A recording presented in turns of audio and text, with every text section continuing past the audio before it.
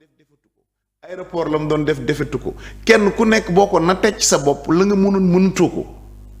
bailleurs yi dégg nga leen ñu ni juillet la ñuy ñëwaat banque mondiale FMI Dembo Ndiaye USAID lam daan dugal ci réew mi daan jàppale consort téye na ko président génn nañu mënatuma loolu nag boo nekkee ci réew mi amoo lu dul nationalité sénégalaise maaseeg ñoom jamono munoo daw munoo gàddaay da ngay waajal loolu bokk na ak opposition aussi boo xam ne itam na ma gisee muy doxee du ay rek communiquer wala di yónnee gis nga réew soo ko buggee da ngay am jotam boo amul jotam nga puus keneen ñëw beneen bi ñu ci ràngati nag mooy ñi falu tey ñoo maaseeg ñoom jamono waxtaan koo tollool jamono nga mën a déggante ñu ni kan nag jot na ñu wax maas yi ñaan ndigal ña ñu nekkaloon ñu xaalal ñu dem parce que problème de démocratie interne parti boobu ngay parti yooyu ngay wax tam du rekk suma bos bari na ci parti yi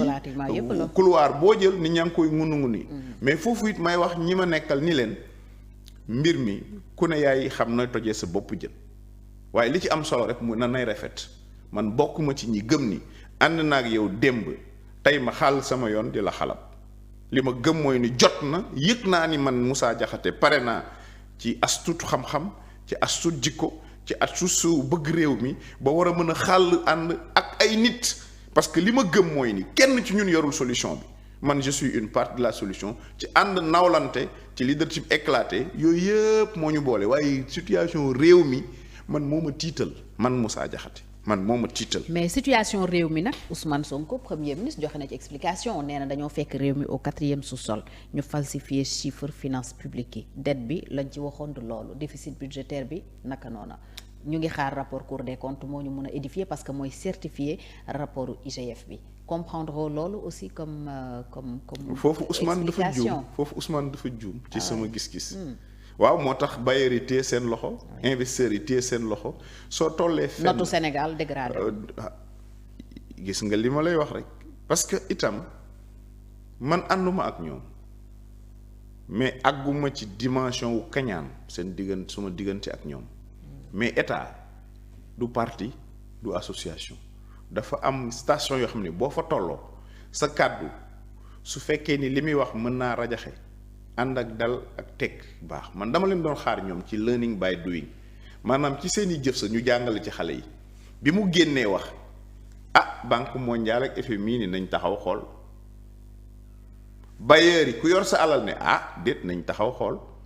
te it nag réew ñëpp xam nañ procédure yi bu nguur gu bees ñëwee danañ jàpp ab diir bàyyi Cour des comptes mu saytu génn résultat ba tey man li ma bëgg a laajte mooy résultat Cour des comptes yi semaine bu ne ñu annoncé ñu ko te du génn lan ma ba ñoom sax maa ngi dégg ne ña ngay waajal ut ay pour def contre expertise mooy lu génne ak lu wute la nga waxul mais bref ak lu ci mën ci am foofu Ousmane juum na ci li ma foog mais c'est à rectifier bi mooy nangu ku ko xelal nangu ni ñoom ils ne sont pas préparés à gérer le pouvoir dafa dal ci seeni loxo te état nag du fo nañ fexe am simplicité humilité ubbi des concertations ndax réew mi ku fi nekk te ñeme dëgg xam nga ni réew mi doxul ku mënoon fukk mënatoo juróom te nit ñi jaaxle nañ su fekkoon ni bu njëkk sa da nga daan gis ñu lancer des projets qui font rêver qui font attendre gis BRT wu Macky Sall gis aéroport bi gis ni àll bi mais ñoom bi ñu lancé 2050 ci jour bi la booy commencé découragé ndax amuñ lenn luñ teg ci loxol xale yi ne ni comme ku fi nar a xaar 2050 ragal naa ni fii ngay bejjaaw fii ngay màggate niñ jóg dem parce que la communication bi waroon accompagner loolu doxul ba pare nag chaque jour nga dégg aw nañ fii génn nañ fii ñu ngay xuloog presse bi ñu ngi ak société civile bi ñu ngi ci acteurs politiques yi ñu ngi xuppe alors que le pays a besoin de stabilité wax naa ko barki démb bi may lancé ñi voté jàmm tax ñu voté ñu bari dañ yaakaar ni li ñi fal ñi ci ëpp ndaw ñi la déedéet. gëmuñu woon projet bi ñi voté. amaana gëwuma ni sax voté nañ ci programme ndax da ngay voté da ngay voté sa tayeefu bakkan. am na ñu gëmoon ni parce que projet amul moom amoon na ñu gëmoon ay waxu Ousmane Sonko amoon na ñu yaakaaroon ni bu ñëwee mu sotti mais li ma jàpp man en tant que politiste. parce que léeg-léeg damay jël ay chiffres di ci liggéey donte dama far féete gis naa ni li ëpp li voté ay mag lañ du ay gone parce que li fal Diomaye c'est 30% en âge de voter ci fichier bi ñoo fal Diomaye li ëpp ci Sénégalais yi faluñ Diomaye voté wuñu ñu ngi toog seen kër. taux d'abstention ñoo ëpp solo ñoo ëpp foofu solo. ñi leen voté itam jeunes yi boo leen jëlee ci fichier bi 15% la kon résultat bi ñu am jeunes yi rek mënu ko joxe. ma jàpp ni fitna gi yow boo daan liggéey sa waa kër duñ am jàmm say doom buñ daan jàng boutique yi doon taal yi ñu mel gars yi ne voté Diomaye xëy na jàpp naa ni loolu bokk na ci na jàmm ñëw. nan leen ko jox ndax jàmm am. mu yaakaar nag Diomaye bu ñëwee li muy njëkk a def mooy andi jàmm bi mu ñëwee mu commencé jiiñ régime mu Macky Sall ma ne ba loolu tey at du alu bees nag ndax itam bi Abdou Diouf demee Ablaye Wade di ñëw fan yu njëkk yi Ablaye Wade nee na dara nekku fii réew mi saaxa nañ ko ma ne loolu lay tuddee man show d'installation pour am prétexte pour toog. bi Ablaye Wade demee Macky Sall ñëw loolu la Macky Sall aussi waxoon ñu jógee ci Macky Sall moom mu ñëw moom Diomaye commencé ko faax ma ne d'accord waaye juróom-ñeenti weer dara doxul tukki na fi 34 fois dem dellu si andiwul dara ñëpp daan nañ fàttaliku Ablaye Wade milliards yi mu daan signé ñun ñi ci gën a gindeeku ak ñi ñu gën a féetee ndaw milliards ñu ngi koy déggee ci Ablaye Wade pont yu normal yu kii ñu ngi ko daan gis ci président Macky Sall ñoom lan lañ teggum ci loxo oto yi loxo nit ñi lu dul li sama benn xarit di leen tooñee mooy Lat Dior bañ inauguré ca Thiès sinon ñu wax ma lan lañ teggum donc ma commencé di xuppe commencé di tëj di jàpp di nappe alors que nag pour man dañu waroon woote jàmm dal climat des affaires rassurer les investisseurs rassurer les chefs d'entreprise su ko defee ñoo ñeme investir su ko defee dëkk bi dem parce que liy tirer l'économie de ce pays c'est les investissements su fekkee ni nag kooku da nga koo tiital ni ko sama dëkk la fa nekk ci chiffre ay njuj njaaj la dani balaa may dugal sama dërëm kat mbir mi leer loolu moo ñu dugal ci guute gii ñu nekk te yaakaar naa ni erreur la c'est daa corriger na ci nit ñi jàpp moo tax ma woote wàllu ndax kat fii ñu jëm ci mur ba lañ jëm sinon dañuy dem vers la récession maanaam mën nañ dem ba payoor sax nit ñi dootuñ ko mën a am ci bu ñu liggéeyee ba weer dee te su boobaa nag réew mi ci nërmeelu la jëm te balay boobu may ñaan le président Diomaye moom ak le premier ministre Ousmane Sonko ñu dellu si soit plus modeste ubbi des concertations ñu waxtaanee réew mi ndax comme président nee na mënul amul pexe ñaar moo ci mën a am mu démissionné bàyyi ñu sunu réew wala mu wax ak ñi am pexe génne leen ji te ñi am pexe jàpp naa ni kenn mënu cee jiitu le président Macky Sall ndax gis nga ko réew mi fi mu toll ñun jëlee nañ ko fi waaye àddina fu nu wootee lu nu xewle boo gis Macky Sall démb laa koy gis am naam amul mu taxaw ak Trump ak Poutine mais ñoo ñëw téye àddina ak la Chine nit nag doo topp sa orgueil bëgg gëmloo nit ñi ne coûte que coûte Macky Sall li mu fi deful baaxul boo ko defee Sénégal dañ dul gëm du tee nag ñi àndoon ak Macky Sall ñu dénkoon leen ay ndombol tànk ci réew mi ñu waroon doxal te doxaluñu ñu jàddu yoon bu dee dañoo luubal na leen yoon teg yoon waaye loolu itam am naa ci gis-gis ci yoon bi ñu ko war a jaaree bu ko defee alalu réew mi mën a dellu si ci kaw dal ku nekk liggéey réew mi jëm kanam ñu xàll programme yi le préfet Lo est là nga xam ne ni day jógee lac de Guiers dem ba Dagana à ciel ouvert fu mu romb nit ñi mën a bay ci loolu laa doon xaar ñu def ci ay film wane ni léegi mën nañoo bay noor mën nañoo bay nawet na xale yi xaar am na projet beneen de l'eau buy jógee Kaolack Kaffrine pour andi ndox mu neex ba Kaolack foofu itam 12000 je crois 12000 ou 172000 hectares lay irriguer su ko defee nit ñi di bay nit ñi jógee ci ville bi daw dellu ci àll bi tabax fa seeni kër nekk li américain bi di wax de gentleman farmer projet yooyu lañ doon xaar waaye xuppe yaa sàcc yaa jël àndoon ak man nekkoo woon ci projet bi discours yooyu daf ñuy tardé depuis 9 mois on tourne au rond kenn yoratul dërëm ci poosam sénégalais bi dafa dem ba découragé anxiété bi ñëw na gars yi ànd ak dal woote waxtaan gars yi mën jàppale leen réew mi jógaat ku ne gis sa bopp comme yàlla leen fi teg fii ba 2029 ñu góorgóorlu ci loolu ñun itam ñu opposé wu avec responsabilité avec une posture républicaine waaw ndax li taxoon Ousmane Sonko waxoon ni nañ déloger Macky Sall situation bi moo ko gën a métti foofu ci réew mi waaye du ma wax kenn nañ dem déloger Diomaye dama naan na Diomaye ànd jeeg sagoom ñu invité ñi am xam-xam ñu waxtaanee réew mi trouver des solutions ci kaw dal te opposition bi bàyyi communiqué yeeg daje ñaari ñett yi di wax nañ génn dem ci ñi. ñu ngi annoncé un front pour la défense de la République. ça veut dire que yeewu nañ xëy na. dama ni yooyu yëpp danañ ci wax après waaye ay annonce mbir mi du annonce ndax yow dégg nga bi catastrophe bi amee dans le nord ba léegi ñu ne am na opposition te du campagne ñu dem xool na nit ña toogee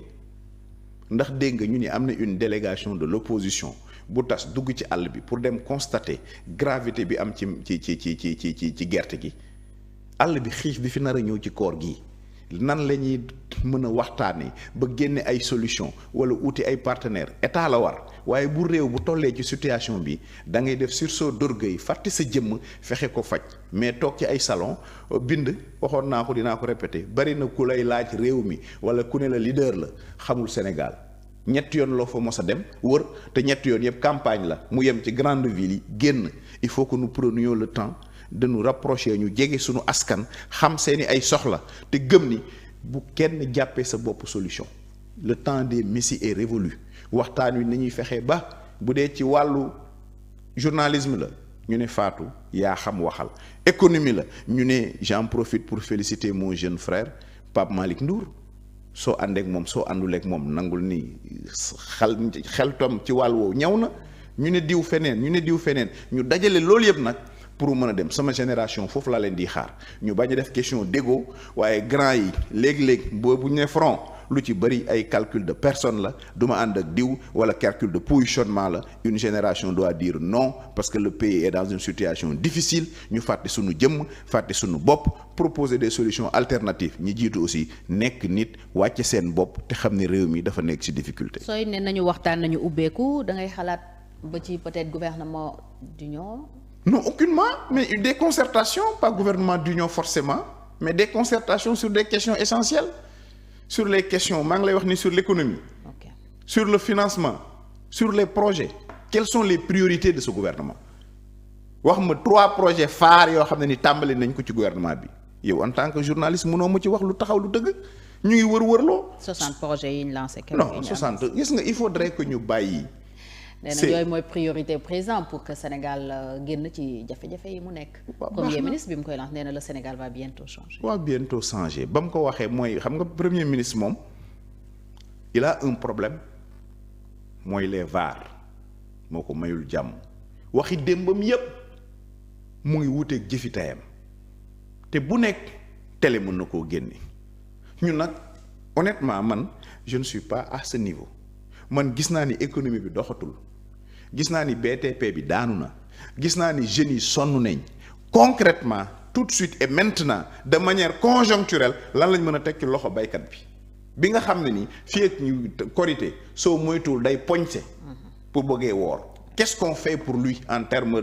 de soudure du ñun ñoo fi doon woote ni li ñu am rek ci fiscalité dinañu war a mën a doy pour que ñu mën a gérer suñu réew. économie endogène. chef d'entreprise boo gis ba jaaw na. ndax pression fiscale bi. la presse boo ci gis la mënoon ku ci mënoon fukk wàññi nga tey dem na ba ñu créer lu ñuy wax RTS mooy le rassemblement des travailleurs du Sénégal ci niñ leen dàqee ci ay réew yu bari ay gox yu bari yoo xam ne ñu ngi fa doon nekk doon liggéey tey actuellement mënatuñoo am liggéey dàq nañ yéen ñii sa ñàkkuma ni kan xam naa ni dafa waxul rek waaye stagiaire yi mënatul jël stagiaire mais sonn na ni beneen moromam sonne ci man damay laajte Dakar Dem Dikk 32 dàq nañ leen fa port autonome de Dakar nañ ma 567 FONGIP 13 Promise 14 DTS 10 CDC 46 ONAS 270 LONAS 173 AIBD 500 Mera Voyage pour le dire que ni même agence de voyage yaa ngi tëj nga boole ci nag bu fekkee ni USAID yi téye na loxoom Sénégalais yi doon liggéey ci ONG yi on est dans une situation difficile pour ne pas dire catastrophique en 9 mois ñoom waroon nañu wane wuñu yoon le pays est difficile foog ñu nangu ko bàyyi seen slogan creux yi ñu jublu ci liggéey maa ngi déglu un de tes confrères un grand frère Pape Sané dans une télévision di wax benn scandale boo xam ne ni dégguma kenn ci ñoom wax ci. entre un ministre et un homme d'affaires et une. alors te ñooñu wax jubal jubbanti tey ñi ngay dem di singili Farba Ngom ñu ngay dem di singili Lat Diop téye ko ci dara xewul ñu ngi jàpp sama mag Moustapha Diakhaté ci li mu wax te kooku sant Fall Azura la xaw ma demoon na fi ba saaga way juru jigéen wu président kenn topp ko yu mel noonu ñoom lañ doon xeex ni cette perception d'un poids deux mesures moom la ñuy xeex waaye dafa mel ni ñoom moom lañ jëmee parce que ñoom le déterminisme pour ñu fal la mooy bokk ci projet bi daan ci xeex alors que fi réew mi toll mooy xarañ compétence njariñ yi ma doon wax ku ëpp njariñ ci réew mi nañ ko bàyyi xel mu andil njariñ réew mi nii lañ gisee moo tax ñun ñu nekk ci combat de dénonciation boobu fas yéene koo def nag dans l'opposition ndax ñaare booy wax dañ naan kii est-ce que nekkul di place lay wut consort ñu ngi koy sante yàlla bu baax ba fii ma toogagum nii je suis fonctionnaire international bu dee as tuut maa ngi koy mos waaye du tee itam nga yedd ñan ña féetee fële parce que ñoo yor volant bi bu oto bi mbëkkee ñun ñëppay perte ça ne veut pas dire parce que wax nañ leen lu leen mën a intéresser que forcément nous sommes intéressés par d'autant plus que Ousmane moom tëjoon na làmb ji même bu fekkee entre temps ubbi na ay prox ndolu di jël gars yi ci suuf moom moo ne moom fu waaye nekk ba élection na fa nekk ñoom ñu gérer ñun ñu opposé wu mais su demee ba problème am comme dans tous les pays du monde parce que nous sommes dans une guerre économique qui ne dit pas son nom mooy ci àddina waaye fii ci Sénégal nit ñi dañuy fàtte seen jëmm fàtte seen plan ñu fexe nu ñu jëlee réew mi góorgóorlu bi mën a yokku am dara lu mu yóbbu këram lii rek moo ñu ci boole dugal de. te da nga gëm ne situation bi ñu nekk tey Macky Sall mën nañu ci génne. bu ñu mën na bokk ci ñu ci génne pas lui seul parce que son aura son lobbying war na mën a jouer. jàpp naa ni sax même buñ ko laajul su ko yégee dina ci taxaw parce que itam nag ñu ngi xool au plan international gis nañ ni Macky Sall su fekkee ni ci réew mi am na ñu koy xalab jàpp naa ni du ci bilan te liñ koy xalabee du ma ne vision parce que loolu la président warloo maintenant nag la mise en œuvre de cette vision mu ngi mel ni ministre boobu ngay tudd tey boo ci jiiñee Diomaye Faye da nga koy tooñ ministre bi c'est la responsabilité du ministre. tey bari nañu àndoon ak Macky Sall ndekki li ñu ànd ak Macky Sall yëpp ñu ngi lorñee ñeneen ñi di liggéey ak ñoom donc munoo attaquer foofu président Macky Sall ça ne veut pas dire peut-être c'est côté impunité parce que loolu la ñu koy reprocher. waaw xam nga la gestion d'un pays est très complexe xam nga ñi fi toog ñoo ne woon bu ñu faloo affaire homosexualité la ñuy njëkk a voté am déet ndax dégg nga ñëw xaat ci leneen jaar na fi la gestion d'un État n'est pas arithmétique mais je suis contre l'impunité. il faudrait ñuy sanctionner loolu aussi peut-être xëy na su dee am na lu ñu ci mën a reprocher président Macky Sall mooy bi mu ne dama jël des dossiers sous le coude pour moi c'était une erreur de communication ba ma nekkee opposition ànduma ak moom wax naa ko bi ma ànd ak moom les 2 ans wax naa ko ça un président ne le dit pas en public il le fait sans le dire parce que bés bu ne président téye loo xam ne nii daf ko waroon bàyyi mu jàll parce que su ko bàyyi mu taalum réew mais ça ne se dit pas loolu moom c'est des choses mais en termes de bilan en termes fi Macky Sall tollee pour man puissance 100 ci la demee moo tax ñu war a réfléchir gis nga tous ces pays qui se sont faits dañu defaru ba pare door ñoo andil ces histoires de limitation de mandat et consorts tous les pays nag prends l'histoire nga xool li ma lay wax dañ defar ba mu des ay détails ñun nag tout est à faire dans ce pays on nous parle de ça moo tax bu à tous les 10 ans on est dans un éternel recommencement on risque de retarder le développement su fekkee ni on prend pas sur nous benn citoyenneté bi fàtte suñu ay jëmm fàtte suñu ay bopp jiital Sénégal bàyyi bañ a blasé wu waaw parce que c'est une équipe jeune tam quoi que l'on puisse dire bu ma sañoon ñoom ñu réussir bu ñu réussiree c'est une génération ñu def li baax ñun gëm naa ni avec élan en 2029 suñu ñëwee def li gën. donc sa xel doon candidat à l'élection présidentielle mi ngi ci. sëñ bi sooy dem kay di wuuti da ngay laaj la gën mooy fu nu yàlla yemale sunu bët yemale wuñ ko fenn ci dimbali Sénégal waaye fu mu ko yemale rek ñu yem fa góorgóorlu def ko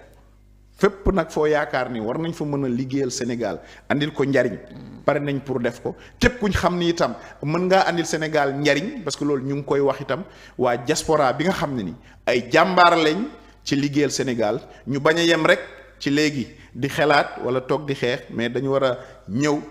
foqarti mbir yi ci gaa yi mënul ñi mën def buñ ko defee rek réew mi aw ci yoon. avant présidentielle bi ay local mi ngi ñëw Dakar Plateau mooy sa base politique est-ce que da nga nar a doon candidat ci yooyu élection. samp samp bu baax a baax a baax a baax a baax te loolu itam ma ciy gërëm waa Dakar Plateau bu baax a baax a baax a baax a baax a baax te yaakaar ni su ma mag Alioune Ndoye bi mooy 3e mandat à la mairie benn maire Plateau mosul am li mu am je le respecte pour ça mais jot na aussi xëy na ñu ñam leneen moo tax ma ni bëgg naa ko am naa fas naa yéene bi waaye comme ni may waxal rek mbiru fal yi fi yàlla la danga koy bàyyi ci loxol yàlla mais ñu ngi koy dox ñu ngi koy wax ñu ngi koy sabab dana amam du am yàlla la soob ñu ngi wax waa Dakar Plateau sa jeunesse les 14 quartiers nen nu waajal ñu élection yi sunu gars yi xaw ma dañuy anticiper xaw ma 2027 la waaye fii ak boobu nag damay bëgg ñu nekk au travail sol benn maillot muy maillot Dakar Plateau sol benn maillot muy maillot Dakar sol benn maillot muy maillot Sénégal ñu liggéey Sénégal sur les grands consensus bu campagne ñëwee élection ñëw ku ne dérouler ce programme ñu dem ndax nag Fatou dëkk bi coxarte gi métti na añaanante gi métti na bon gi métti na boddante gi métti na boo rombee sol yére bu bees ñu ni moo dañ ko lebal di fayegu ko ba tey di mënuñu nangul sénégalais mu am million wala mu am milliard mënuñ nangu sénégalais mu baax yooyu fu mu am réew mu du dox nañ tàppe xol yi te dund jàmm mayante ko ñaan ko yàlla defal ñu ko te qu'on se mette au travail. ci pañe boobu ngay dugal reddition des comptes bi. parfaitement dañu war a def reddition des comptes mais pas règlement de compte parce que li ñu def Farba Ngom xam nga ni def ko yëkkati humilité am pare door a dem enquêter ndax mënuñu woon njëkkee enquête ba téye door ko woo c'est l'occasion de rendre un hommage à Farba ni ma koy rendre hommage mooy li mu wax mooy ni su ma justice wooye mu wuy ji jamono xewoon na fi premier ministre bii mu ni du wuy ji parce que lu nit lu muy wax rek na ko ñeme ñaar mu revendiquer la mu bokk ca xeet ga mu bokk xeebul boppam ni man géwél laa je suis fier de l'être ñett la muy def te liggéey mu def ko waaye ñeent mu revendiquer sa loyauté à l'endroit de son leader néew na ku ñàkk nguur nekk ci jafeñ-jafeñ mën a am posture bi mu am def na am deful du man c'est l'état enquête moo koy wane waaye fii ak boobu dafa am présomption d'innocence on doit respecter le député qu'il est malheureusement la perception nit ñi dañu gis ni dañ koy bundu xataal waaye dama am man le ministre de la justice dama ko waxoon di ko répété waat dama gëm ni c'est un homme juste Ousmane Diagne dama gëm ni nguur gi comme nguur yi fi weesu benn ëlëmu ko même si le système par moment peut inviter le ministre mu obéir au premier ministre demander au parquet au procureur d'agir pour woo ñenn ñi mais dans l'ensemble le Sénégal est fait de magistrats yoo xam ne ni ñi ëpp ci ñoom ba ñuy jàng gisuñu président gisuñu ministre ñàkkul nag ni nguur goo gis am na ay nitam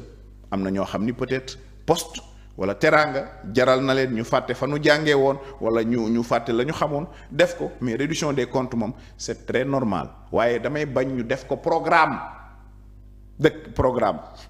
réduction des comptes wuutewul dara ak dem liggéey nañ def réduction des comptes waaye nañ dem continuer liggéey. réduction des comptes bi ñu sumb daf leen a tere liggéey. mais moom la ñuy waxtaanee boobu ak léegi waxuñu leneen lu dul loolu c'est l'actualité yéen presse bi sax 95% de ce que vous relayez loolu lay doon. amul leneen loo xam ne ni ñoom ñu ngi ko ciy def muy lu dul réduction des comptes d'accord nañ Lat Diop lu ñu koy toppee ana ko jiiñoon xanaa s'il y a corrompu il y a corrupteur fu mu mujjee anamu Bah Diakhaté lu ñu ko jàppee woon ànduma nag ci saaga ànduma nag ci xaste ñoom ànduma ak ñoom ci ni ñu wuutee réew mi waaye tey laa leen gën a respecter ndax institution yi ñu doon kaddu ya ma doon jox Macky Sall en tant que président moom lay jox Diomaye Faye en tant que président cër ba ma joxoon premier ministre moom lay jox premier ministre Ousmane Sonko ànd même donte ànd ma ak ñoom parce que loolu aussi mooy la posture républicaine. loolu na am ba pare man dama gëm ni niñ koy defee du noonu. Tunisie bi coow li amee foofu dañu def 30 ans pour Suisse banque suisse dégg naa door leen delloo xaalis bi yow CREI yi déggoo ko fii ci jamonoy Abdou Diouf. lum jur dara ci dépensé moo ëpp dara. président Ablaye Wade bi muy ñëw ñu baal ma tur bi su ma si juumee ki yoroon chemin de fer dëkk Thiès ki yoroon ki santoon Tall nekk Lonase jël nañ jàpp fu ñu mujjee la fa teg lépp ci suuf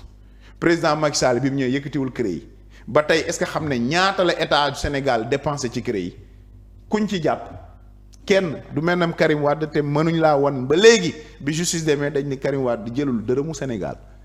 tey ñii ñëw bëgg utiliser même méthode bi dama ne nañ ci jàng. dafa am lu ñuy wax de la concertation mu am de la négociation ku jël alalu réew te jël nga ko te ni nga ko jëlee jaarul yoon bés bu ne nit dem. def médiation pénale def médiation pénale fay ji mais dama yëg mën naa juum ni dafa am volonté fayantoo volonté humilier ndax muy Farba Ngom muy Lat Diop moom premier ministre ca jamonoy campagne taxawoon na def défi ne bii mooy seen dernière campagne yàlla mi dara tëwul moom ndam fële ci añam Farba Ngom yàlla may ko ndam mu daan fa Ousmane Sonko mi du jiite woon listam daan bu amul fenn ndax loolu la ko jàppal ba léegi su dee loolu des naa doon premier ministre su dul loolu itam ñu fàtte yooyu bàyyi yoon parce que on a un très bon ministre de la justice man sama ngëm-ngëm la man loolu laa gëm on a de très bons magistrats. Et on a une administration judiciaire bi fi nekkoon jamonoy Diouf Wade Macky ñoo fi ne ba léegi réew mi leen ñor président bu munti ñëw dañu la obéir du ñàkk nag dina ci am ñoo xam ne dañuy raas dem ñi boo ñuy di gàmmu ñi di raas génn. nekkoon nga député jiite woon commission des lois mooy li nga mujjee occupé d'ailleurs comme fonction à l'Assemblée nationale tey looy reprocher commission des lois Assemblée nationale de manière générale ci mbiri Farba Ngom mais aussi le président de l'Assemblée nationale déclaration bi mujjee génne am nañu ko ci ŋàññ jàpp ne warta waxee noonu ndax institution bi mu incarné war na mën a tax mu am retenue ndax mën nañ am foofu luñ ko reprocher justement moom El Malick Ndiaye au nom de la séparation des pouvoirs mais aussi assemblée bi ci mbiri Farba. waaw dama jàpp rek ni manque d'expérience bi la ci président El Malick Ndiaye moo tax mu peut-être mu waxee ni mu waxee ma koy ñaan mu delloo ci sagoom mbubb bi mu sol rëy na lool te ku ko sol da nga war a taxawee taxawaayu dofina ndax tey ju président guddee àll moom mooy yor réew mi kon am na taxawaay boo xam ne ni war na ko am na xam ne waru ci dugg waru ci wax du cëram même bu dee am na ci xel war na cee mën a am neneen nu mu ko waxee ba mu dese nii mu jëfee juum jàpp naa ni erreur de communication la il s'est trompé je crois qu'il va s'amender les autres fois maintenant nag président commission des lois bu assemblée moom li mu mën def mooy présider parce que c'est le bureau de l'Assemblée nationale moom mooy réunion convoqué l'agenda est arrêté par la conférence des présidents su boobaa la commission des lois ne peut faire que dérouler mais toujours est-il que pour man foofu fi may insister mooy sur les assistants parlementaires xam nga ba léegi ñoom amuñu situation bu leer mooy ñaan le président de l'Assemblée nationale les assistants parlementaires ñu jàppale leen renforcer députés yi parce que liggéey bi ñuy def métti na trop am na nag fu ma d'accord ak moom mooy bi mu ni nañ doter les députés de voitures même bu fekkee ni moom ak Ousmane Sonko démb dañ ko bañoon tey ñu nangu ko man bi ma àndeek régime président Macky Sall dama ko ni dañ ko war a def député c'est le représentant du peuple le député sénégalais fait partie des députés les moins lotis du Sénégal waaye député itam war nañ jàngat man ak sama morom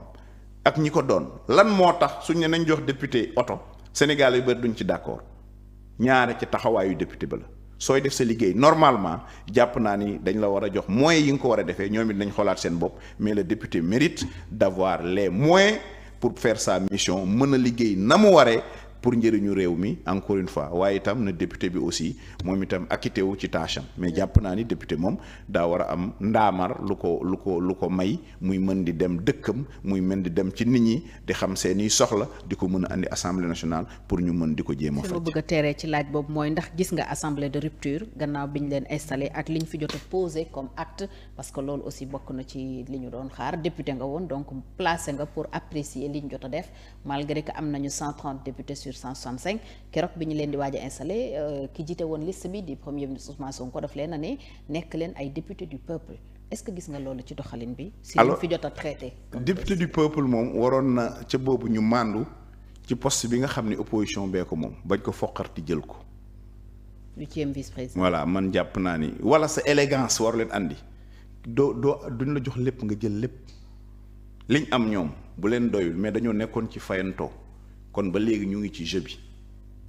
gis naa nag ay échappées solitaires benn yi yuy poser des questions pertinentes c'est l'occasion d'ailleurs ma tirer le chapeau une grande dame Aïssata Tall Sall madame le ministre ak le président même Abdou Mbow ci ni ñuy opposé woo mais yow war nga d'accord ni enjeu bi daan am sur la 14e amul parce que ak boobu da daan am li sama doyen Doudou Wade que je salue au passage doon wax une majorité discordante mën ngaa am majorité ci suba mën nga koo ñàkk ci ngoon gi soo génnee baal ma ci waxin wi bu déranger tuuri ndox sax gars yi di la wër pour nga ñëw parce que c'était équilibré fii nag moom quel que soit le débat on connaît l'issue loolu nag dafay rey charme débat charme démocratie bi parce que amatul équilibre mais c'est un choix des Sénégalais que nous respectons dans l'Assemblée daal en tout cas gis naa ñu soppi armoire bi logo bi changé nañ ko maa ngi dégg les intentions les conditions de travail aussi des agents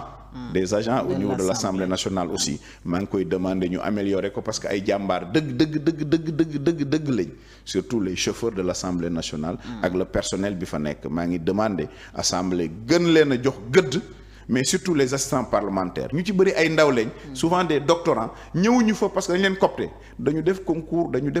pour ñëw foofu noonu kon nag booboog léegi ñu ngi leen di valseloo tey ñu dig leen ci ki falu nag ndaw la maa ngi koy ñaan mu régler le problème des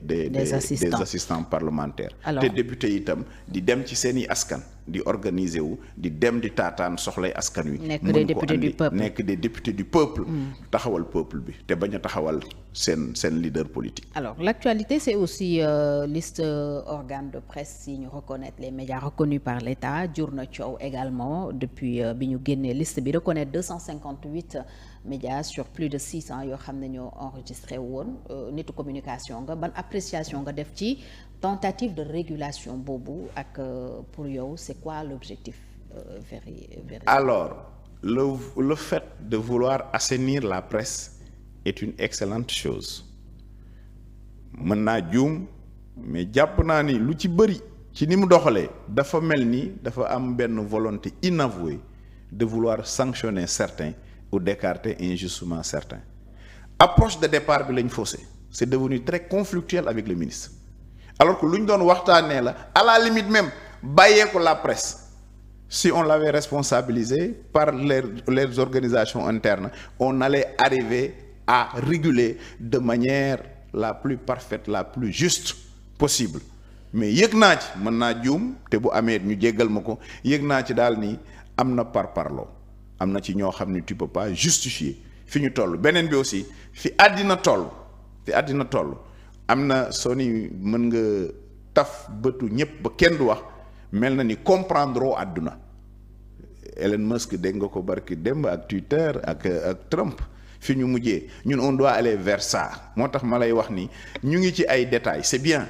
parce que les réseaux sociaux par moment la presse amoon na aussi par moment il faut oser le dire benn désordre qui a failli quand même nous mener le pays vers le chaos mais gis naa ci ñu tere ñu ni bokkuñu man yéem na ma ci critère de sélection yi te bi ma déggee seeni borom ay na yoween wàccoo nañ ak lañ leen santoon mais là c'était des gens yoo xam ne souvent ils étaient très neutres gis naa ci ñoo xam ne itam jàllale nañ leen ay na yoween jàpp ma ne waroon bu ñu leen jaaroon ci yoon rek doon nañ jàll mais parce que xawoon nañ xëy na féete nguur gi du jëm lu ci mën ci am daal benn principe de régulation dama ko gëm ñaar maintenant la méthode le modus operandi jàpp naa ni on l'a biaisé dañoo juum tey suba ñu def communiqué wàññi fii yokk fii cof fii lu ñuy yàkkamti lu ñuy daw bay daanu pourquoi cherche-t-on coûte que coûte à vouloir éliminer une certaine presse parce que fi ñu njëkkee mooy diaboliser fi ñu njëkkee mooy arrêter les contrats de manière unilatérale fi ñu njëkkee mooy impôts yi pourquoi cela alors que Dieu sait que ce régime-là doit beaucoup à la presse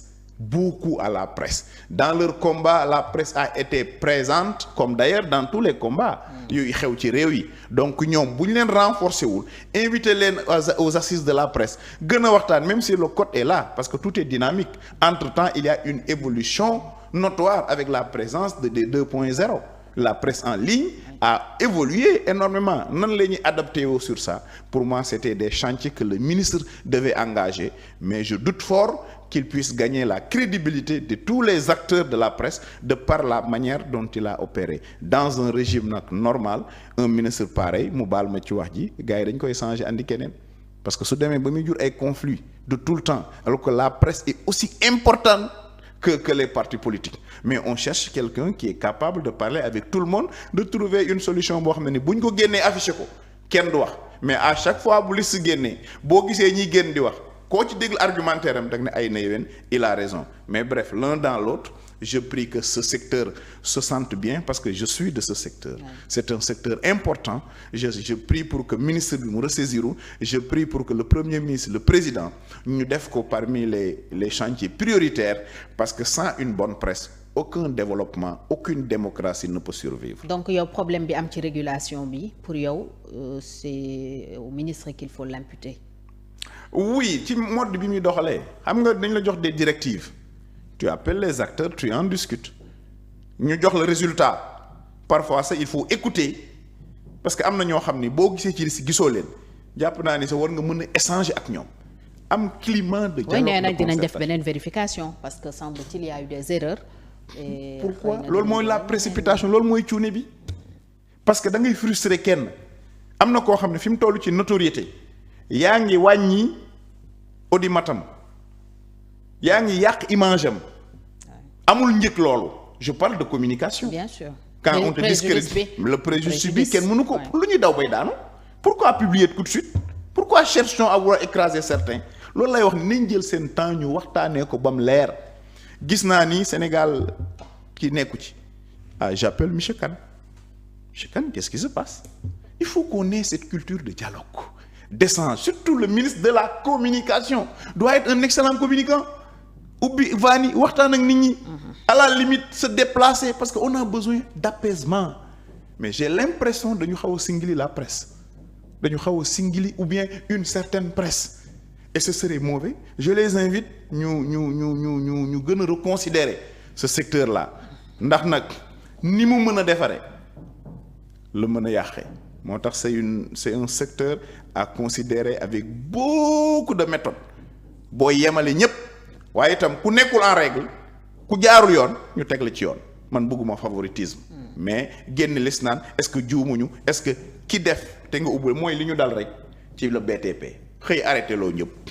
alors que am na ñoom seen i règle normale na dem ba dernier nga ne noo dem leen descos su ngeen wanee seen i kayit ñu leen di bàyyi benn kenn du gérer réew mel ni kuy gérer boutique mbagg il faut avoir de la lucidité libérer les gens mettre en instruction ces services ñuy vérifier au fur et à mesure. ku nekkul ci yoon ñu téye la mais ki nekk ci yoon nga téye ko mais yaa ngi koy subir le préjudice et puis day tarder le BTP bref je suis pour une presse assainie. Je suis pour une presse renforcée je suis même pour qu'on repense je suis pour le financement même de la presse parce que loolu aussi bokk na ci axe de développement plus li ma ko wax rek presse bi di dund benn ça emploie ñaar ça éduque et trois ça participe à réguler le débat démocratique. Alors il y a un fonds destiné à la presse ñu bari dañu jàppoon ne en toile de fond loolu la mais apparemment ils vont aller beaucoup plus loin est-ce que yegg na ci pour yow musellement de la presse. Alors nit ñaa ngi koy wax bari na ñu koy wax xam nga en communication publique la perception l'emporte sur la réalité li nit ñi foog moo ëpp doole loolu li am. C'est comme la justice. Très bien te foogin bi li koy andi mooy doxalin bi ndax nag ci réew mi da ci am ñoo xam ni ils ont fait leur célébrité dans la presse du fait qu'ils sont souteneurs de X ou de Y du njàng mu sori. du diplôme du pertinence c'est parce que dañu sol robe Moussa wala ñu sol robe Fatou moo tax ñu am fi ñu toll ba am yenn faveur yi ci terme de déplacement yeeg voyages consort yooyu nag dafay rey la méritocratie en ce moment ki nga xam ne ni waxuma ni amuñ ci droit de mais dama ne warul nekk le prétexte am na ñoo xam ne aussi bi ñuy jàng gisuñu président gisuñu ministre dërëm ba ñu ñaq seen bàyyi moo bay tool fayal leen ñu jàngal la suñ gisee lu jaaru yoon dañ koy wax même bu ñu leen ci waree fekk sanctionner leen ñooñu nag bu ñu waree payer pour leur courage et pour leur neutralité ce serait extrêmement dangereux et c'est comme ça que l'opinion ou bien une part de l'opinion noonu lañ gisee loolu ngay gis noonu ñuy wax musellement de la presse parce que très souvent les gens font face à des difficultés auxquelles ils n'ont aucune solution autant j'avais pas trouvé très pertinente du temps du régime du président Sall dagg internet bi en certain moment même si c'était compliqué parce que li mu doon jur ci coow. autant aussi cette manière de faire là jàpp ma ni moo gën pour la presse moo gën même suñu image yu démocratie par rapport ak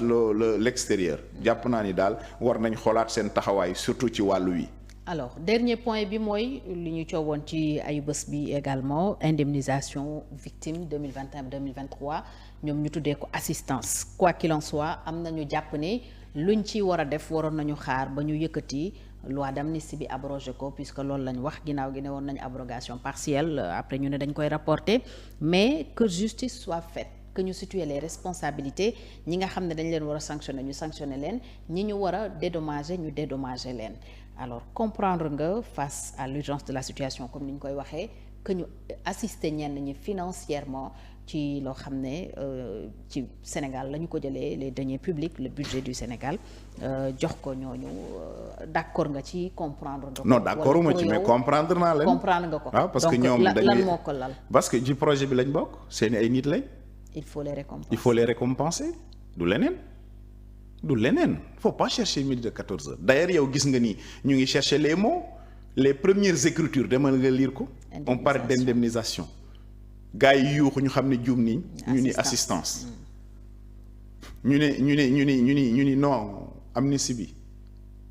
dañ koy teg ci suuf ba mu yàgg ñu ni non. partiel c'est pour dire que dañuy nekk ci caaxaan la ñu waxoon nekkuñu ci. c'est dangereux c'est grave c'est gravissime. li ñuy def du yoon du dëgg du droit du justice yëf yaa ma neex la def li leen neex la ñuy def c'est ça la vérité lañ ñu digoon ak la ñuy waxoon yàlla ak yàlli la moo tax la jubal jubbanti ñoom ñoo ko njëkk te bu est-ce que du looloo tax sa bëgguñu woon mu am un débat ci vote budget bi parce que yooyu yëpp da doon génn ñaata moo génn kan moo calculer nan leen koy joxe ban institution judiciaire moo ko décider. alors on comprend pas on est dans un embrigo boobu kenn xamul naka la ak nan la loolu nag moo ñu tiital su fekkee ni soo bokkee ci projet bi gaañu gendarme boobu nu policier boobu ñu dóoroon. ba ñu yaakaaroon nuñ koy def El Hadj Gueye mi yoroon boutique am Grand Dakar di jaay téléphone ñu ñëw dajji ko taal ko ku koy indemniser moo tax may woote à la concertation ñii ni ñu bëggee defee réew mi ñu ngi koy gën a xaajale vrai ou pas démb nit ñaa ngi doon accuser président Macky Sall naan ko da ngay def nedd ko bandom mais nit mbokkam c'est très normal nit di xalaat mbokkam waaye pas dans la gestion de l'État mais mel na ni ñi ñu ngi def nedd ko projet maanaam ku bokkul ci projet bi waroo bokk ci réew mi waroon laa fal waruñ laa boole c'est dangereux lii ñu def ci mbir mi pour man c'est des détournements de fonds j'interpelle la société civile j'interpelle les commissions de droits de l'homme pour que ñu jóg j'interpelle les corps de contrôle pour qu'on nous explique par quel procédé ci fan la ñu teg di indemniser te justice décidé wu ko di interpelle le ministre de la justice bi nga xam ne léegi laa la wax ni la dama gëm ni ci àqulaay taalaam lay dox dama gëm ni nit mënul wañ loxoom def loo ko lu mu gëmul ne ko lii ci ayam la amee ñu ngi ko ciy xaar di ci xaar la justice sénégalaise juum nañ ndax réew kenn du ko yor ak xol kenn du demee ak sa xolu bopp wala yéeney def lu bon kenn wala ber kenn bi ñu falee Diomaye la nekk le président de tous les Sénégalais fépp fu Sénégalais nekk am compétence mën liggéey réew mi moom moo war a sol dàllam wala jël téléphone am woo ko waaye nag comme dégg naa ni du moom mooy décider. ak koy décider. nee nañ le président Ousmane Sonko loolu la nit ñi wax de ci biti mbedd mi. dans les faits yow loo constaté. mel na ni ndax nag gisaguma fenn yoon fu ñu jëlee avion présidentiel def ko taxi ci réew moo ni dafa situation économique dafa sori dafa nekk en ruine yaakaaroon naa ni premier ministre acte bi mu waroon def mooy dem dagg billet comme ni mu génnee la réglementation sur le voyage du consort mbay ci sa wewu tànk da ngay balaa ngay digle sangu day fekk nga set mënoo jël avion président bu ne ñoxoon njaay nga dem Mauritanie gii nga xam ni soo abbee vélo sa boo mënee pédale balay ngoon nga àgg et ce que ça nous coûte ci symbolisme lay wax amul nag daray yoon lu ko tere mais au plan de la morale foofu lay waxee ñoom ci vers ça lañ leen doon xaar donc nag moo tax ma ni ñii daal en 9 mois def nañ fi lu fi 10 ans waroon def tollu nañ ci jamono joo xam ne ni dafa mel dañoo nekk en chute libre léegi nag en face qu'est-ce que nous avons c'est ça l'enjeu. Il ne nous faut pas une opposition de procuration il nous faut une opposition debout républicaine énergétique tolloog ñoom am jot bi mais pas ñoo xam ne nii amuñu jot sax dem assemblée nationale pour taxawal réew mi amuñu jot sax dugg ci àll bi xool li xew réew mi moo toll situation boo xam ne nii soxlawuñu opposition de salon ou opposition de saison c'est tout le temps en tout lieu. il faut être disponible xanaa Amadou Ba ngay xalaat. non du man je personnalise pas moom lañ considéré woon comme chef de l'opposition. man awma chef de l'opposition ndax moo nekkoon deuxième ci élection. nouvel élan libéral mooy chef boppam opposition man sama chef de l'opposition c'est le peuple dégg nga man législatif yi laalewuma ci bokkuma ci waxuma ci ñaata yoon nga ma ci invité ñëwuma dugaluma ci sama gémmiñ ñoom la man sama chef opposition mooy baykat yi mooy nappkat yi mooy ouvrier yi mooy ñiy liggéey am soxla ma war ko dem taataan waxal leen ko ku nekk ci yoon woowu ma ànd ceeg yow ku toog di yaakaar leneen ma bàyyi la ak leneen man gëwuma gars yi ni ñu bëgg a opposé woo du noonu. kon front boobu doo ci bokk. front ban ci. front pour la défense de la république. kan moo ko jiite. nee nañ Khalifa Sall. bu dee gisuma ci ay ndaw de du ma ca bokk. waaye sa waay soxna si yow itam ñii ñu jàkkaar lool ay ndaw lañ dafa mbir yi nañ ko jox ndaw ñi. kon xanaa yow da nga bokk ci ñi gëm ne les partis classiques sont dépassés. non ne sont pas sont dépassés oui doivent s'adapter. soxna si boo demee France boo defee benn élection ñaar jàllo da ngay bàyyi ñeneen ñëw j'ai beaucoup de respect pour le président Khalifa Sall beaucoup de respect pour les combats qu'il a portés mais ñii ñu jàmmaar lool c'est notre génération ñun ñoo comprendre seen discours front boobu buy am parti nañ yebal ña tolloog ñoom génération parti boo ci jël classique ca gannaaw am na ñetti jeunes yu mën Ousmane Sonko mën Diomaye Faye mënul émerger parce que mag may dem tout le temps ñaari yoon la ñuy woote réunion def conférence de presse doo leen déggaat. kon ay Khalifa Sall Idrissa Seck Amadou Ba ñooñu lan lañ war a def tey. dem à la retraite non pas dem à la retraite wane ni réew mi ñor na leen kañ nga leen gëj a dégg ñu def tournée sa aqulaay taala campagne ba. ah mais dafa war a soppeeku loolu mooy en temps normal le pays est en crise nga naan ma ñuy consort ça va fâcher je vais être peut-être impopulaire waaye réew mi moo laaj ku doon xëy ñetti waxtu nga xëy juróomi waxtu ku ko doon jox benn fan nga jox ko une semaine taxaw temm jàmmaarloo gaañi loolu nag du solum du costume bu rafet wala doxin bu rafet wala ñu topp naan la yow la du kenn mbir mi c'est un collectif c'est une équipe une génération est interpellée et cette génération doit s'assumer man loolu laa gëm te ci loolu laa nekk keneen ku nekk ci leneen ma nangul la bu ñu nekkee ci dëggu ci àll bi toppatoo mbir mi xeex bi je le respecterai buñ ko deful man danaa jéem la ma mën yee samay maas ñi maaseeg man wala ñi ma mag tuuti wala ñi ma mag ne leen jóg leen jël leen seen destinée en main ngeen jóg xeexal seen bopp parce que buñ ko xeexul grand yi duñ ko xeex jox leen na ma grand yi baal nag parce que par moment il faut un discours de vérité et il faut oser à un moment le dire ci loolu man laa bëgg a dox élan moo tax ma ne la c'est un élan un nouvel élan libéral ngir Sénégal bi gën grand yi fii yow xam nga ni réew mi soxla na ku mel ni Doudou Wade soxla na ku mel ni Babacar Gaye c'est des gens yoo xam ne ni bu ñu waxee nga xam ne ni borom mi xam-xam leen kenn lu nat waaye gisoo leen ñu xëccoog benn gone waaye bëgg a toog rek ba ñu jóg xale yi ñooy am fulay boppam jamono àddina xale yee ko yor waxuma la Sénégal bi le monde est dirigé par la jeunesse doit cesser d'être associée et la jeunesse doit gérer d'ailleurs le pays est pris par une jeunesse mais une jeunesse qui n'est pas encore préparée moo tax ngay soxla ñoom Doudou Wade soxla mag ñi mën a waxtaan ak ñoom jël xale yi ñu def mélange dosage mag ñi ak xale yi waaye toog rek nga gis siège boo xam ne ni ñoo xam ne depuis 30 ans ñoom rek ñoo fi ne ah non c'est fini sinon ñun ñu créé suñ beneen front woo ñu maaseel jamono porter combat bi. en tout cas man maay sama propre chef de l'opposition. reconnaître kenn comme chef de l'opposition. man maay sama propre c'est clair dégg naa. un nouvel élan nel mooy chef de l'opposition. mooy chefu boppam moom mooy chefu boppam. alors pour tëj ci indemnisation yi est-ce que da nga yaakaar ne loolu ñu joxe tuddee ko assistance ça veut dire que naruñu xëy na revenir sur la loi d'amnistie rapporter ko comme niñ ko waxee wala pour yow dañ ko ndara def de manière ciblée am loo xam ni moom la ñuy lijjanti d'ailleurs bu ñu waxee partiel ça veut dire que du lépp la ñuy xool mais est-ce que da nga am ay crainte loolu laa bëgg a xam par rapport ak indemnisation yi njiital ak liñ nar a def. indemnisation da nga koy wax ci olof pour xale yi. wala ñi ñu seetaan mooy ndàmpaay.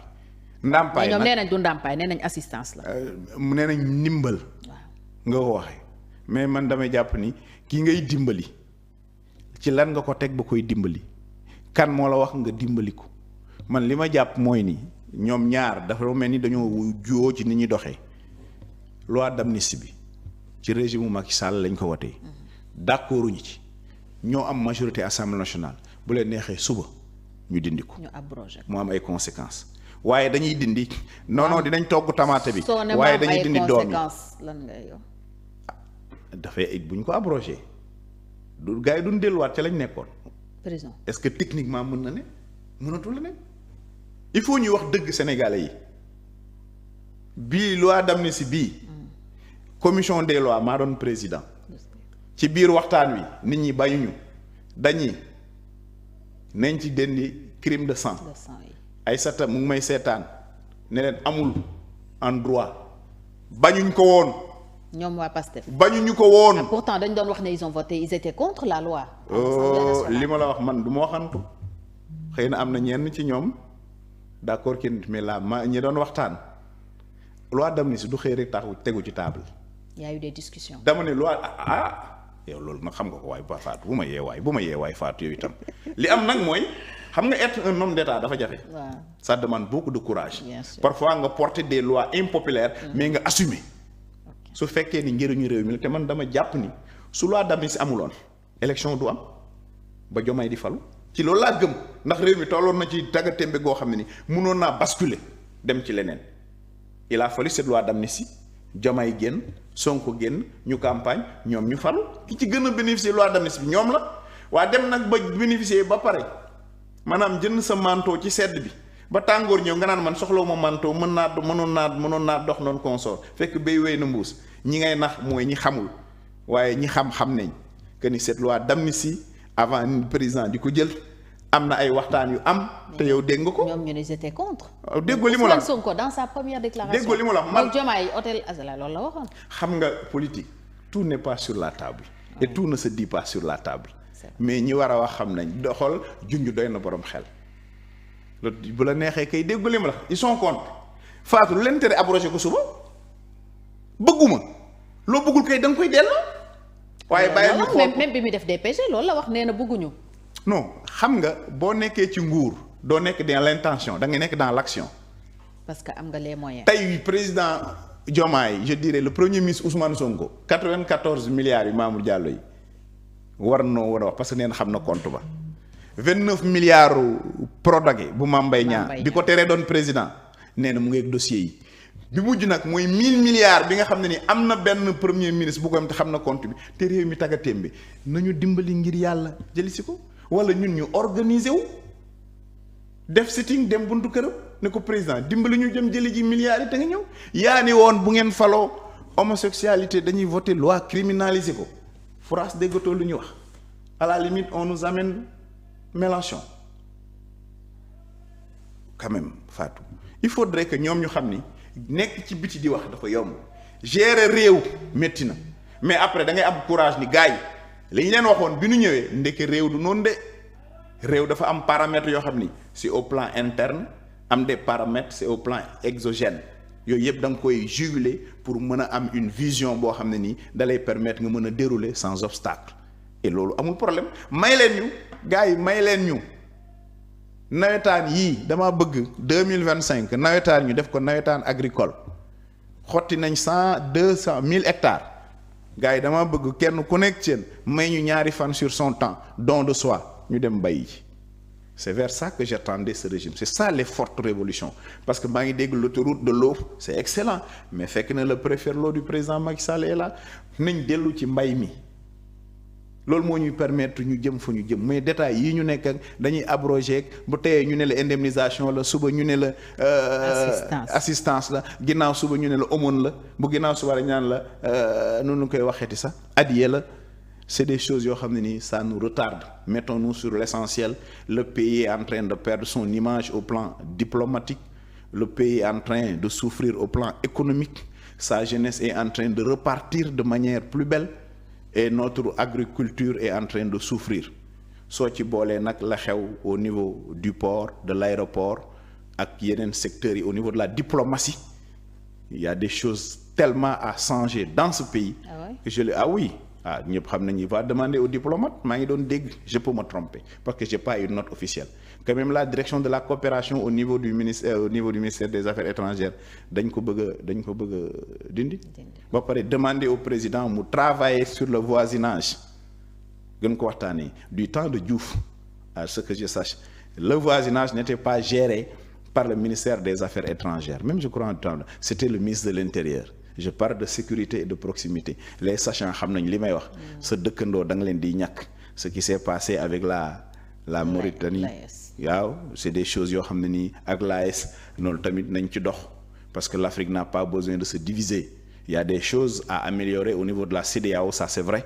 il y a des choses à améliorer au niveau de l'Union mais c'est pas de cette manière qu'on pourra les régler ku nekk créer sa benn groupe bloc l'Afrique risquera de faire face à des lobbying très forte alors que nous sommes le dernier foyer de développement. Sur ça, c'est la vision panafricaniste. J'invite tout le monde à penser africain, mais à unir les forces. D'accord am nañu kontaan bi AES amee man kontaanuma parce que l'Afrique s'est déchirée. Je voudrais que l'Afrique s'unisse et je compte sur une génération pour inviter nos dirigeants à comprendre que les véritables enjeux, c'est avoir une télévision africaine qui va parler pour et par les Africains. D'avoir un marché beaucoup plus large au niveau de l'Afrique et faire une coopération sud-sud pour nous développer à part de nous avant de compter sur qui que ce soit parce que c'est possible nous avons le potentiel et nous avons la technicité c'est une question de volonté politique. waaye ci note d'espoir boobu la ñuy jeexalee Moussa Diakhaté ma di la gërëm bu baax président Nouvel Élan Libéral nel ngir Sénégal bi gën nekkoon député ci Assemblée nationale jiite woon commission des lois maa ngi lay gërëm bu baax ci wuy si bi. di la sant di la gërëm di wax Sénégal yëpp ñu ngi leen di xaar ci nel Nouvel Élan Libéral ngeen ñëw ñu ànd nawlante liggéey di def un clin d'œil à la famille du défunt Moustapha Ba ancien ministre des finances su ma mag la woon il m'a fait aimer les finances maa ngi koy jaalaat njabootam di def un clin d'œil à tous ses amis ñi nga xam ne il a fait 30 ans paraît-il au niveau de ce ministère dafa tàmbali agent simple dem ba doon ministre bi c'est des exemples comme ça on doit les fêter et les vénérer pour que ñoom ñu servir d'exemple justement il faut les fêter et les récompenser plutôt pas les vénérer yàlla rek la ñuy vénérer voilà di profito di baalu ñëpp ak tey baal ñëpp ak liñ fi wax lépp lu ci dëng suñu matadi la lu ci baax ñu def ko adiya Seydina Muhammad sallallahu alayhi wa sallam di ñaanal ñëpp jàmm di ñaanal waa Dakar Plateau di ko sama gox waa Dakar di nuyu waa Casamance Bignona ak waa Kaffrine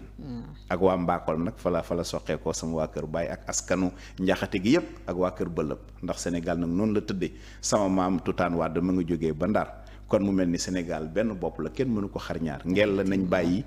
mbiru waaso yi ñuy bëgg di génni ndax dama ni réew mi bu ñeeño yi ak géwél yi ak tëgg yi téyewoon seen loxo dina bëri géer yu fande kon réew mi c'est un seul pays nañ ko doxalee noonu jëfee ko noonu jàppalante dimbalante ngir njëriñu Sénégal yal na fi yàlla def jàmm. amiin jërëjëf Moussa Diakhaté moo doonoon sunu gan ci tour d'actu bi ñu doon waxtaanee actualité réew mi waxtaanee également mouvement bi mu taxawal barki démba gannaaw bi mu génne ci parti Bokk Gis-Gis ñu ngi leen di gërëm yéen ñi ñu doon teewlu yéen ñëpp sans exception mënuñu lim ñëpp di gërëm aussi équipe technique bi yëpp di leen ñaanal un très bon week-end dig daje altine incha allah bu 13h jotee ak Adama Fall ñu waxtaanee toujours actualité réew mi ce sera dans Actu Sénégal jërë ngeen jëf.